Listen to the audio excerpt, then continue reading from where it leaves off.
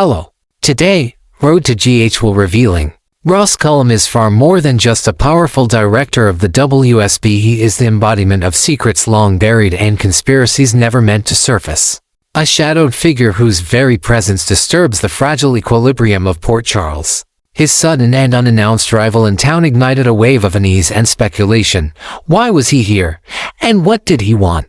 Officially, Ross is introduced as the ruthless ally of Jen Sidwell and a vital architect of Caesar Faison's most sinister biointelligence projects. Yet beneath the polished veneer of a calculated intelligence operative lies a far more intimate and destabilizing truth. Ross Cullum is a father on a relentless search for the daughter he lost, Jacinda. And unknown to almost everyone, she is already here, deeply entangled in the lives of Port Charles' most vulnerable families, wearing a mask of her own, one built on survival, seduction, and selective silence.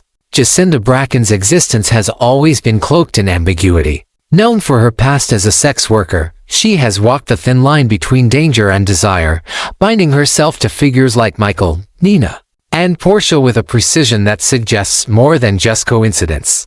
Her connections aren't just circumstantial, they're strategic. She wields memory and longing like weapons, awakening remnants of grief in Michael for Abby, dancing too close to Wiley for anyone's comfort, and navigating social dynamics with an almost preternatural understanding of weakness. While the town gossips theorize that she may be Nell in disguise reconstructed and reborn, those assumptions are diversions from a much darker reality.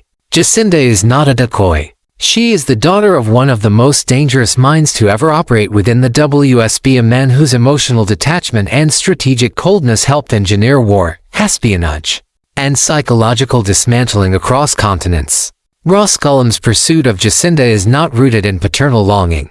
It is an effort of containment. He knows what Jacinda represents, a link to a past he swore to obliterate, a vulnerable spot in an otherwise unshakable fortress of secrecy and control. For Ross, Jacinda is both an asset and a threat. She is the loose end he thought he had severed years ago, the product of a mistake that no longer fits within the architecture of his power. Yet the deeper irony is that Jacinda has already become something Ross never anticipated. She is learning to manipulate systems of control just as efficiently as he once did. What she lacks in formal training, she compensates for with survival instincts honed on the streets, an innate understanding of emotional leverage, and uncanny ability to slip into lives as if she's always belonged. Her trauma did not break her, it sharpened her. Jacinda's ignorance of her father's identity has never hindered her ability to influence the balance of power in Port Charles. Her bond with Wiley, seemingly tender and instinctive, may in fact be the manifestation of a blood connection neither she nor the boy understands. Port Charles sees her as a wild card, but Ross sees her as unfinished business. He has watched her grow from afar through the digital webs of the WSB surveillance network. He knows her aliases, her addresses, the hotels she cycled through in her darkest years. But he did not intervene, not yet. Ross believes in timing. And now, with Sidwell's empire unraveling and factions forming in the wake of Faison's demise, Ross has decided it is time to act, not just to find Jacinda, but to decide whether she is his redemption or his reckoning. Unbeknownst to Jacinda, her movements have been tracked for years. Ross engineered the rumors surrounding her identity, spreading whispers of her being Nell reborn, encouraging speculation that she is Silas Clay's illegitimate daughter, all to cloud her true origins. He understands the power of misdirection and uses Port Charles' own history of resurrection and identity confusion as the perfect smokescreen. While the town obsesses over whether Jacinda might be another iteration of Nell or a half-sibling to Willow, Ross is already steps ahead, drawing the outlines of a different war, a psychological one between father and daughter, predator and survivor. Their paths will collide, inevitably and violently. Ross is not capable of love in the traditional sense. Years entrenched in WSB Black Ops have stripped him of conventional morality. Yet beneath his emotionless facade is a profound terror that Jacinda may not only expose him but surpass him. She has the potential to dismantle everything he built, not because she desires revenge, but because she has learned that control is the only currency that matters. Jacinda is not on a mission of justice or even personal discovery. She wants to win. And when she learns who Ross truly is, she will understand that winning means either replacing him or destroying him. Port Charles remains oblivious to the scale of the danger. They see Ross as a bureaucratic shadow, and new face in the WSB's ever-expanding web. They see Jacinda as a troubled woman with a scandalous past and inexplicable access to influential circles. What they don't see, what they can't yet grasp, is that these two figures are not separate threats. They are two ends of the same weapon, forged by betrayal and sharpened by abandonment. When they finally recognize one another, it won't be with tears or embraces. It will be with calculation, with quiet assessments of risk, and with the chilling realization that neither is capable of yielding. Ross Cullum's arrival is not just the introduction of a new villain. It is the unlocking of a new axis of chaos. If Jacinda embraces her lineage, she could become the most dangerous woman Port Charles has ever known, not because she seeks power, but because she understands its seduction. If she rejects him, Ross may have to eliminate her, not as a father, but as a threat. Their collision course is not only inevitable, it is already underway. And when it reaches its climax, the fallout will be seismic, reshaping the political, emotional, and ethical landscape of Port Charles forever. For years, Ross Cullum had been a ghost in Jacinda's life, a silent observer cloaked in surveillance footage, intelligence dossiers, and clandestine audio recordings taken from seedy motels and shadowy corners of Port Charles. He never once approached her, never once revealed his connection, but instead orchestrated a wide perimeter of controlled observation, driven by a need to measure her threat before confronting it. Every pixelated image of her caught on grainy CCTV, every muffled whisper collected through bugged phones, every redacted report passed through encrypted WSB channels. Ross consumed them all with the analytical precision of a strategist. Yet underneath the clinical exterior was something far more volatile: fear. Not fear of Jacinda's past, but of her potential. She was the variable he could never quantify. A daughter born from his own flesh, raised without his hand, but now moving with a cunning eerily similar to his own. And now, with the landscape of Port Charles fracturing under the weight of Sidwell's erratic ambition and WSB's internal rot, Ross knew the time for passive observation was over. Jacinda had evolved from a fractured soul into a force that could not be ignored. She was no longer surviving, she was infiltrating. The moment she began to orbit figures like Michael Corinthos, Ross recognized the warning signs. Michael was not merely a powerful name in Port Charles, he was a nexus of influence, trauma, and strategic vulnerability. And Jacinda had found that fault line without even trying. Her presence around Michael stirred memories he had buried long ago, particularly the raw and resolved grief tied to Abby. Whether she knew it or not, Jacinda was reviving the ghost of a love that nearly destroyed Michael, and that made her dangerous not just emotionally, but tactically. Through subtle gestures, cryptic remarks, and just enough resemblance to something lost, Jacinda destabilized Michael's judgment. She clouded his instincts. Ross had seen this strategy deployed before in war rooms and interrogation cells. He had taught it to agents. But to watch Jacinda apply it so naturally was something else entirely. It was like watching a mirror come to life. Ross could have intervened. He could have pulled her from the shadows and masked the truth and reined her in. But he didn't. Instead, he continued to observe with a clinical detachment laced with a trace of sadistic curiosity. To him, Jacinda was both subject and experiment, an unfolding variable in a larger equation he could not yet solve. He watched her charm Michael, watched her navigate the minefield of Nina's trust, watched her bait Portia into emotional exposure. Each interaction gave Ross deeper insight into her psyche, her methods, and more importantly, her growing confidence. The more he studied, the more he realized something chilling. Jacinda didn't need training. The streets had already trained her. Her trauma had refined her. She had become something Ross never anticipated: autonomous, emotionally intraceable, and strategically lethal. And yet, the greatest danger was not her manipulation of Michael, nor her alignment with Nina or Portia. The true threat was the bond they unknowingly shared. Blood, DNA, legacy. Ross knew what it meant if that truth ever came to light, not just for him, but for the fragile alliances in Port Charles. It wouldn't just disrupt the lives of those entangled with Jacinda. It would shatter trust in institutions, uncover decades of buried WSB operations, and expose a lineage that had always been hidden for a reason. Because if Jacinda were to learn that Ross Cullum was her father, everything she thought she knew about herself, her rage, her isolation, Her desperate need to control others before they could control her would finally have context. And that context would give her power. This revelation would not result in a tender reunion or redemption arc. Jacinda is not the kind of woman who cries into the arms of a man who abandoned her. She would not seek comfort in explanations or tears. What would happen instead is far more destructive, a union of two entities shaped by rejection and sharpened by survival. Jacinda would not forgive Ross, but she might join him if only to see who would outlast the other. And Ross, ever the tactician, would not invite her in out of love. He would do it to use her, to mold her into a weapon he could point at his enemies. But even he underestimates her capacity for subversion. The connection between them is more dangerous than anything Sidwell could orchestrate. And like Sidwell, who craves visibility and chaos, Jacinda and Ross understand the value of silence. They move in psychological dimensions, infecting thought, disrupting loyalty, destabilizing emotional anchors. If ever aligned, they would not scream their intentions. They would quietly erode Port Charles from within, until nothing familiar remained. And no one, not even the most seasoned survivors of this town, would see it coming until it was far too late. When that truth surfaces, when Jacinda stares into the eyes of the man who watched her suffer for decades without intervention, the fallout will be apocalyptic. Because this isn't just a father and daughter finding one another. This is two predators discovering they've been circling the same prey from different angles.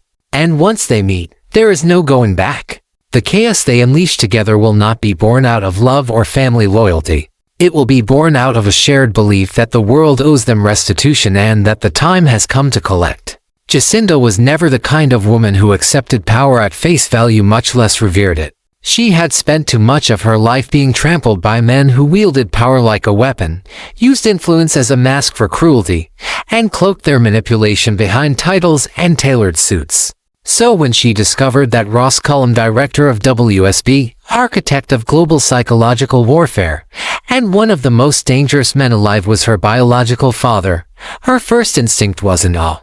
It was disgust. The very idea that her bloodline linked her to a man who had orchestrated torture, sanctioned assassinations, and built the mental reprogramming frameworks that had destroyed countless lives filled her with a revulsion so deep it bordered on rage. And yet buried beneath that fury was something she had long denied herself, a yearning for connection, for a history that explained the scars on her soul, for family. This created a brutal emotional contradiction within her. Jacinda hated everything Ross represented: control, fear, dominance, but part of her also needed to believe that she came from something more than chaos. She wanted to believe there was a reason for the darkness inside her, a purpose for her survival beyond just endurance. That duality tore at her. On one hand, she was tempted to use Ross and his network as a weapon, turning his resources into her salvation. On the other, she feared that accepting his help, his influence, even his recognition, would be the first step in becoming him. She had spent her life avoiding manipulation by men like Ross. Now she was being offered a seat at the very table where manipulation was manufactured. Would she dare to sit? For Ross, the revelation of Jacinda's identity triggered something far more complicated than he had anticipated. This wasn't a simple extraction mission or asset recovery operation. This was a reawakening. For decades, Ross had buried all traces of emotional vulnerability under layers of protocol and psychological compartmentalization. He was a tactician, a sculptor of chaos, a master of the long game. But when he looked at Jacinda not just as a file number or surveillance subject, but as a living extension of himself, he felt something he had long assumed extinct: regret. Not guilt, exactly, but a faint echo of what could have been. He had monitored her for years, categorized her behaviors, mapped her relationships, and fed disinformation into the rumor mill about her identity, all to keep the truth buried. He had even authorized her inclusion in WSB's internal threat matrix, categorizing her as level yellow and stable asset with emotional proximity to strategic targets. To Ross, Jacinda was a liability not just because of who she was, but because of what she might become. That fear only intensified as Jacinda moved deeper into the political web of Port Charles. Her involvement with Michael Corinthos was more than personal, it was surgical. Ross recognized the signs, the way she mirrored Michael's grief, how she navigated his defenses without triggering suspicion, the way she weaponized softness to bypass trauma.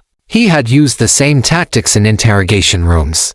She was acting not out of malice or deception but out of instinct. She was his daughter, after all. The most devastating truth was this: Ross had put Jacinda on the watch list not to eliminate her, but to test her. He needed to know if she was strong enough, dangerous enough, capable enough. He needed to know if she could survive in a world of knives without bleeding out. And she had. But in doing so, she became something that frightened even him, a daughter who didn't need saving, but one who might one day choose to end him. If Jacinda chose to turn against Ross to expose the WSB, to ally with figures like Anna Devane or Sonny Corinthos, or to dismantle the infrastructure he had spent a lifetime building, could she do it? Possibly. But not without consequences. Ross wasn't just a man. He was a mechanism. He was the living embodiment of covert institutional rot. He had outlived dozens of regimes, betrayed every ally he ever made, and survived scandals that would have buried lesser men. He did not forgive, and he did not forget. Any war Jacinda launched against him would be personal, and no amount of righteous anger could match his precision-born ruthlessness. But if Jacinda instead chose to align with him not out of loyalty, but out of necessity, she would gain access to a power she had never known. Intelligence networks, psychological warfare tools, black site access, encrypted global funding streams.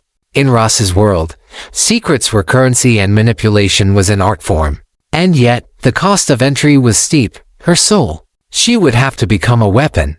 A version of herself that was stripped of conscience, of fragility, of the small human truths she had clung to in the shadows of survival. Ross might offer her the world, but it would be a world built in his image. One where love was leverage and trust was a vulnerability to exploit. The most tragic element of their dynamic is that both of them, despite their ferocity, are deeply damaged. Ross is a man whose brilliance came at the cost of his humanity. Jacinda is a woman whose resilience was born of abandonment. Their connection is not redemptive, it is radioactive. And yet, it is precisely that volatility that makes them compelling and terrifying. If they come together, they could dismantle not just Port Charles, but the very systems that have kept its chaos in check. But if they go to war, it won't just be a personal vendetta, it will be a battle between the past and the future, between shadow and light, between a man who shaped the world's darkest secrets and the daughter who now holds the key to unraveling them all. In the tangled and ever-shifting world of Port Charles, few figures have ignited more speculation than Jacinda. She arrived like a phantom, mysterious, alluring, and impossibly composed, yet quickly embedded herself into the town's most volatile dynamics. Theories about her identity have spiraled out of control in online forums, backroom whispers, and private living rooms alike. Some believe she is Nell Benson reborn, surgically altered, and strategically reinserted into the lives of the Corinthos and Quartermain families. Others speculate she may be the long-lost daughter of Silas Clay, making her a half-sister to both Kiki, Jerome, and Willow, which would connect her to an entire bloodline marked by tragedy, manipulation, and fractured loyalties. A more terrifying theory posits that Jacinda is not a daughter of anyone at all, but rather a failed or forgotten subject from one of Caesar Faison's psychological weaponization experiments, and engineered personality walking freely among the unknowing. And yet, none of these theories, however dramatic or plausible, can fully capture what makes Jacinda dangerous. Her menace is not born of her past. It's carved from her future.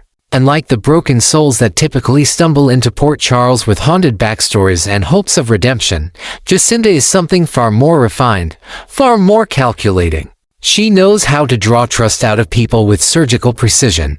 She doesn't demand vulnerability, she extracts it, quietly and cleanly. Her emotions are housed behind layers of restraint so thick, they appear as stillness, like a frozen lake moments before the thaw. You never see her coming, and by the time you do, it's too late. Jacinda is the kind of woman who can disarm a man like Michael Spencer not with force, but with silence. With the way she listens, the way she makes him believe she understands pain like no one else. In her presence, Michael finds fragments of Abby, the woman he couldn't protect, the grief he never outran. And Jacinda doesn't even have to pretend. She simply exists as a mirror, angled just right, showing people the version of themselves they long to revisit. Whether intentional or not, That power is catastrophic in the wrong hands, and Jacinda's hands, while beautiful, are steady and shaking and capable of ruin. And now, with the arrival of Ross Cullum in Port Charles, everything shifts. Ross is not just a villain. He is an institution, a relic of covert wars, digital surveillance, and psychological dismemberment, now walking among civilians with the quiet confidence of a man who knows 10 ways to dismantle a life without ever raising his voice.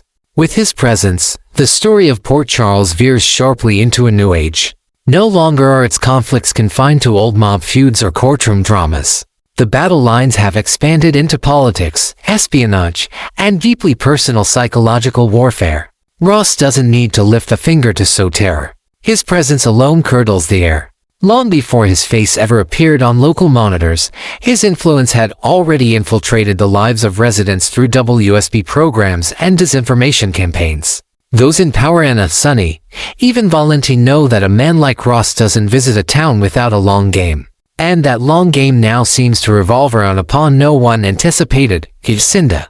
A woman believed to be insignificant, even disposable, now carries the potential to topple legacies and rewrite alliances. She may very well be the key that unlocks the darkest truths about Ross, and depending on the path she chooses, she could bring the whole system crashing down. And therein lies the true question that now haunts Port Charles, not who is Jacinda, but rather what will she do when she learns the truth? Will she side with the father who abandoned her, manipulated her life from the shadows, and may have used her as bait in a decades-long power play? Or will she rise as the unlikely heroine, flawed, traumatized, but self-aware, who decides to break the cycle of control and carve her own future, no matter how bloody the cost? Because when the truth finally detonates, and it won't just rearrange family trees or reopen old wounds.